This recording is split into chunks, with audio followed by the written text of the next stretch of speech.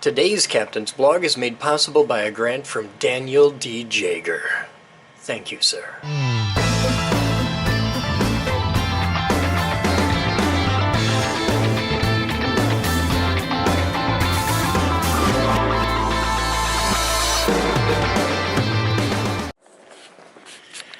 Another day in the high voltage lab. Hi there, guys, and welcome to today's Captain's Blog. It's 12:07 on Friday, January 13th, 2017. Look at, oh, that's nice. I like this.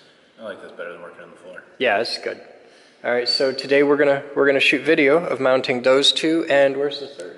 Are we doing the third? Yeah, we're doing the third. Why wouldn't we? We're gonna actually use one of these as a template on two, because the third is just this cut smaller, so the inner holes will line up, and we'll just put bolts out here on like pretty washers on the third, just to space it out so it looks nice.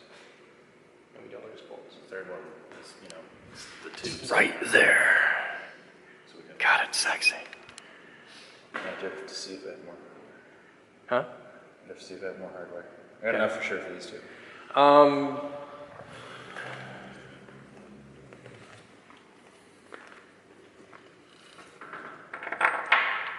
Do we have a washer that fits these? That'll fit inside the hole? Big enough to fit the bolt, small enough to be in the hole? These are regular 3/8 washers. They're not fender washers or anything. Okay. Let's see if they fit the hole. No, they don't fit the hole.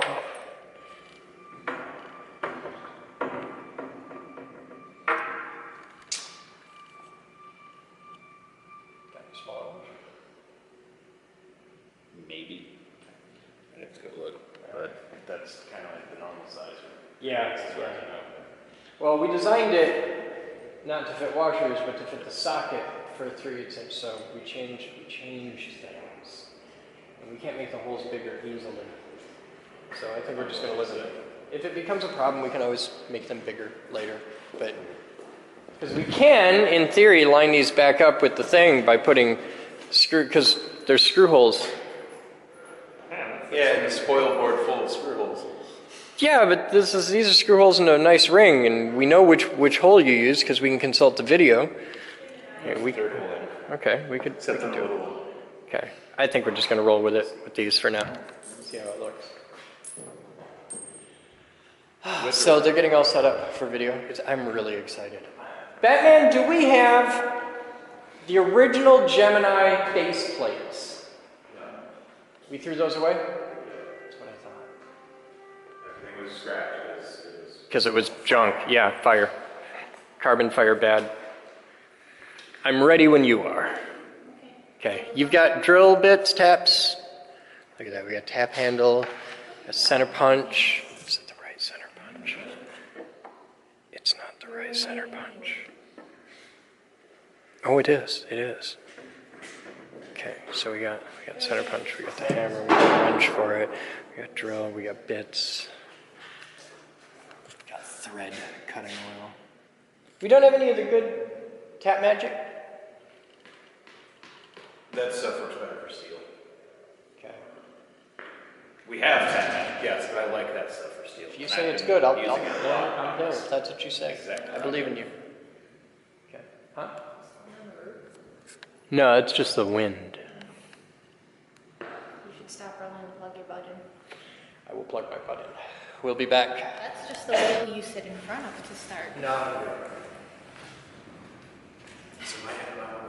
I guess they're just...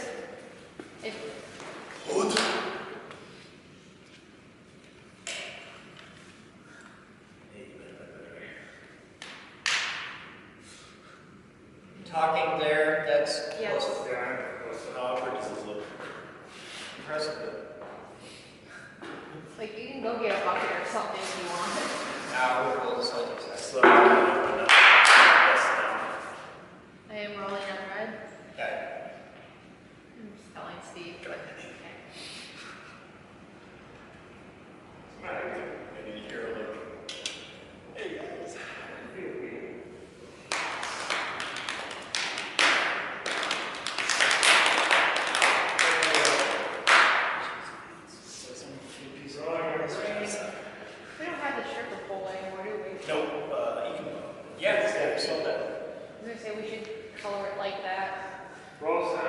I'm sure he would at this point.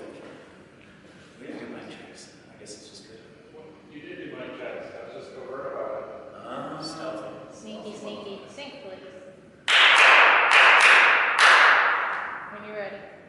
Hi guys, I'm Chris Boden, this is Batman, and we're here today at the Geek Group, where we're going to be putting the base plates on the project. Progesterone? Hi there guys, I'm Chris Boden, welcome to the Geek Group. I'm here today with Batman. Hello. And today we're going to teach you how to put the base plates on the Project Icarus Tesla coil. The same concept we use for this works for a million other applications, and we figured it'd be a fun thing to share. So to start with, we've got the base that we spent the past week building. We've already managed to scratch up the paint, very proud of that. And you've got the base plate, which is a result of a very fun day yesterday in the machine shop. Now for reference, this is a 38-inch diameter base plate. It has 8 rows of holes, plus 4 rows for the double holes that bolt it down. And a normal Tesla coil, you wouldn't have this many holes in it. Ours do because we use these for research and development, so we need to be able to have a wide variety of adjustability. So, you're going to be handing me stuff? I'll do the drill and tap and mountain mojo.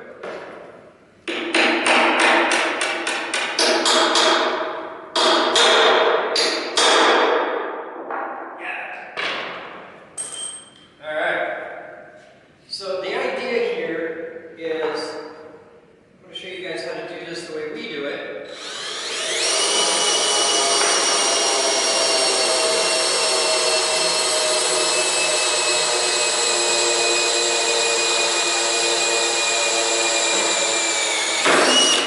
Safety squints. Did you lose my safety squints? Thank you. Air gun. Because we're using such a high quality air gun, we have to unplug the air gun in between shots here because it leaks.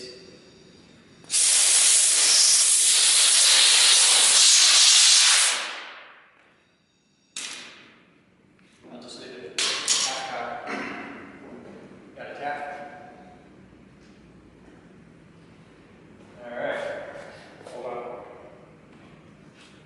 You can recover your bases.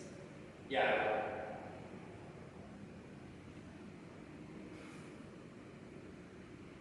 Alright.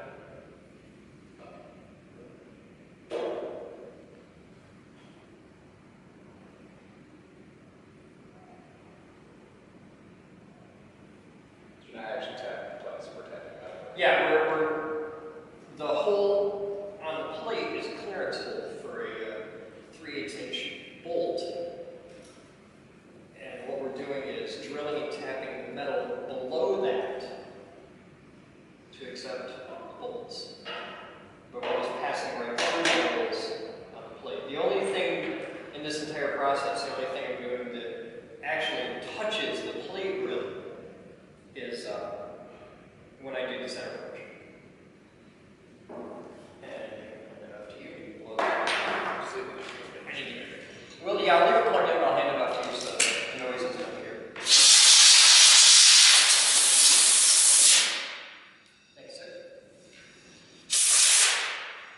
And bolt.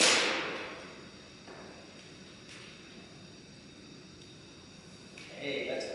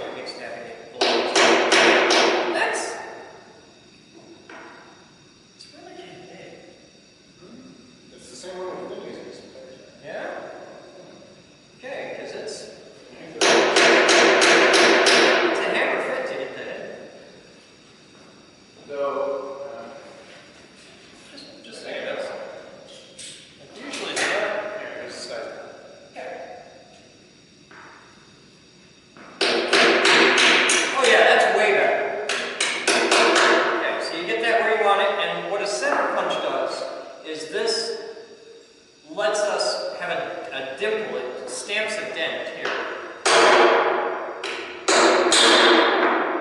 It stamps a dent. There's a sharp point on the end. This is a piece of hardened steel with a very sharp point on the end and a very precision diameter. And this just fits in the hole and lets me put a dimple down in the bottom, right in the middle. And now that I've got a dimple, I can put the tip of the bit in the dimple. Now the bit doesn't actually touch the sides of the hole, so I'm not chewing up the plastic. And if it is touching the sides, I'm going to be way over and screwing it up bad. So you feel the dimple, put your hand up here.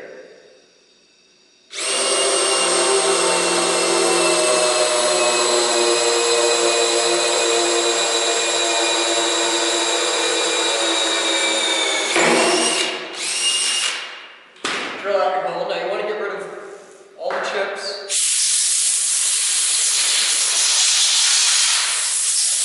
Because you're going to be tapping it, so you want it to be clean. Thank you, sir. Now back end's already put some lube on the tap.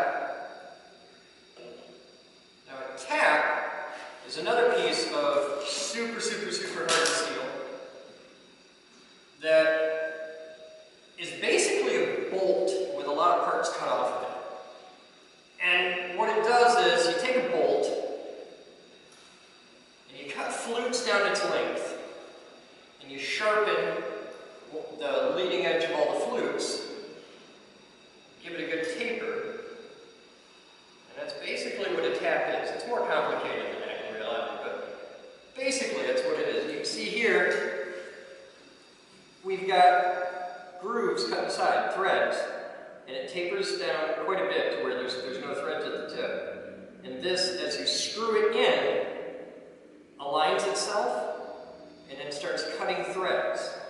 And tapping is, when you do it like this, when you're doing it freehand with just a tap wrench, is an art. You can do this what's called power tapping, where you do it in a drill press or a milling machine. And there, it's more of a science. And it's a very well-refined science. Guys have been doing this for a long time.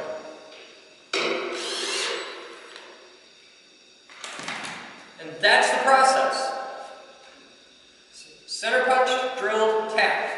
And by doing this on the plate, now I've got two ends, so it can't move around, so I can really just go to town. By doing this on the plate,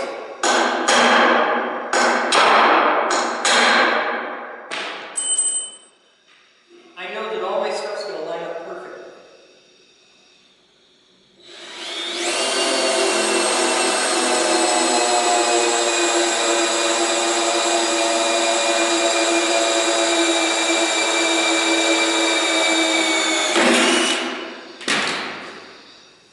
And you get a rhythm to it.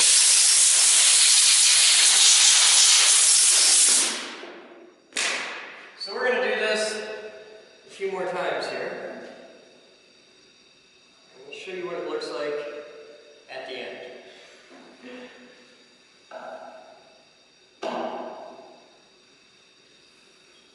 This is where we just shoot the whole thing and time-lapse the shit. So it's just B-roll. Yeah, it's just B-roll because they'll... Any information that I need, I can use the sound bite from the first shoot. Yep. Like how much of a bitch it was in the machine piece. So Get all the people. Yeah. the transfer punch doesn't work now because we've already drilled these bolts tightened down, probably smushed the plastic. That's what I'm thinking. Didn't want to say that out there yet because we didn't want to admit that we brought this up. This is the first time we've done this. First time, totally.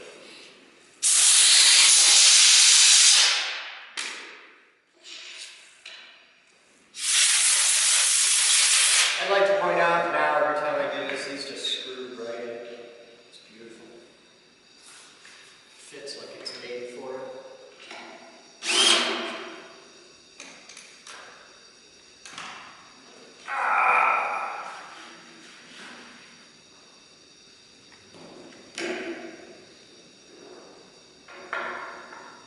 Is that the big one? Did you take the big one? I took the big one.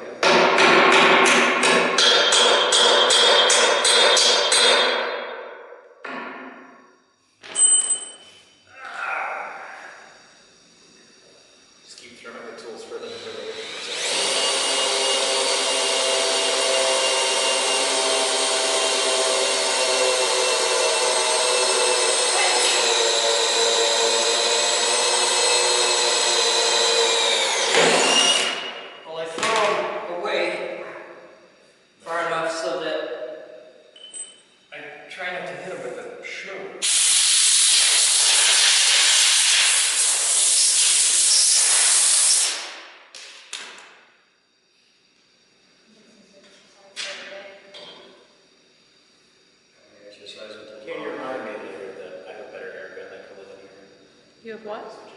Better air gun that doesn't piss air. Okay. The only thing you can get from my mom is an exercise in masochism. I can help with that.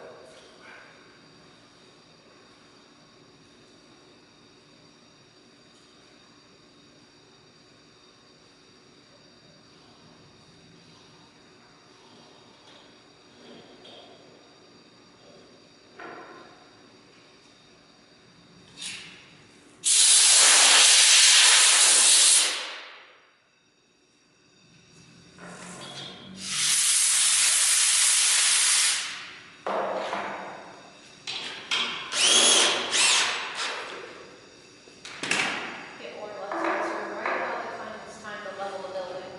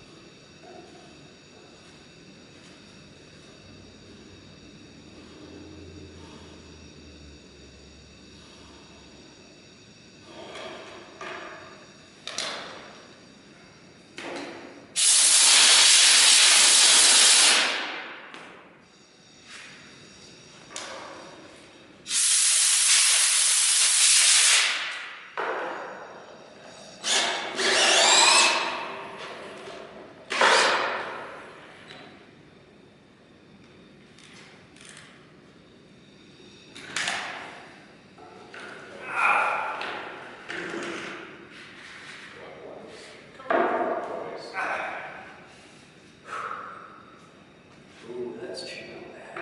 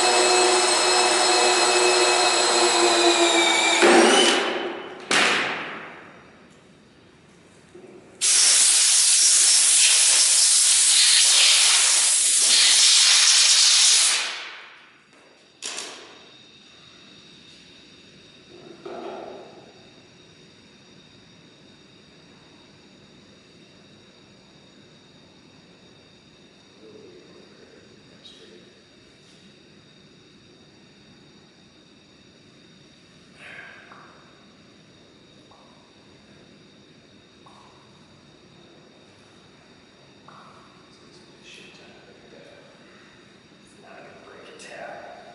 If you manage to break it, 3/8 tab, 1/8 material, not gonna break a tab.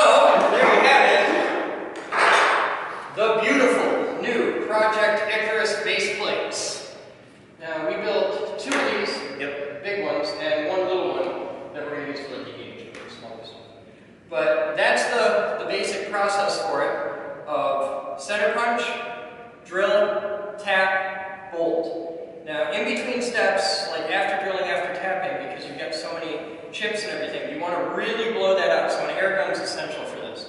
And still, in doing this, there's going to be, between the plate and the steel bar down there, there's going to be some shmoo. So when you take this off, there'll be some stuff to clean out. But really, for what we're doing at this stage, it's not that big a deal. We're not going to worry about it.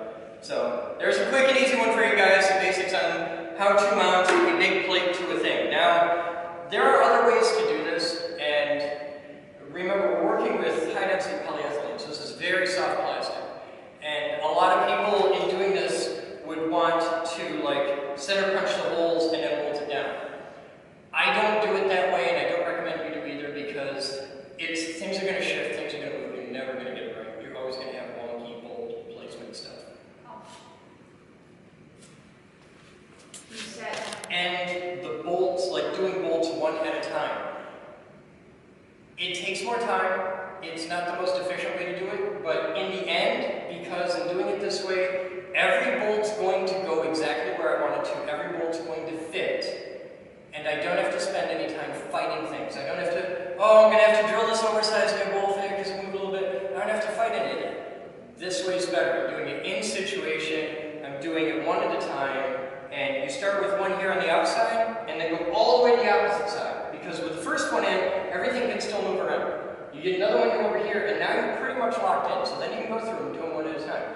The trade-off to doing this is I got to be down on the floor doing it. I can't do it on a bench, and I have to deal with any shmoo. Like there's going to be a little bit of stuff up under the arms when I'm done. There's going to be a little bit of oil in there, a little tap lube, and probably some chips in it. But it doesn't matter for this application. They're not electrically relevant because everything after is grounded anyway, so it doesn't matter. And it's not a problem for us.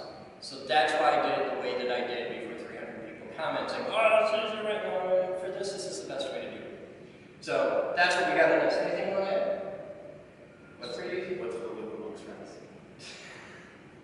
You guys have fun. I'm Chris Boden. I'm Batman. And as always, we'll see you next time. Oh, I was gonna spin you. Oh, here, hit record. This will be a stupid bit. Just quick. Here's your blooper reel. Yep. What's wrong? Oh, that's good. Ah! She'll use that someday. too bad you can't put one of those things in the middle to make those weird little centrifuge things you played with as a kid. Oh man, we called The sit spins. No, merry-go-round. The sit and spin was just a mushroom. That's what I'm. That's what she's Oh, I was talking about we had the art to do a sit spin eventually. We actually have a shitty one because that's sitting around for a long time. Purple. Yeah. Yeah. I remember that. We could have been. That'd be something to get nice and dark out of those casters. You see the link to the next video? I saw it watching it. I didn't finish the public tonight, so. Okay. I'll watch it. Today's Captain's Blog is made possible by a grant from Daniel D. Jager. Thank you, sir.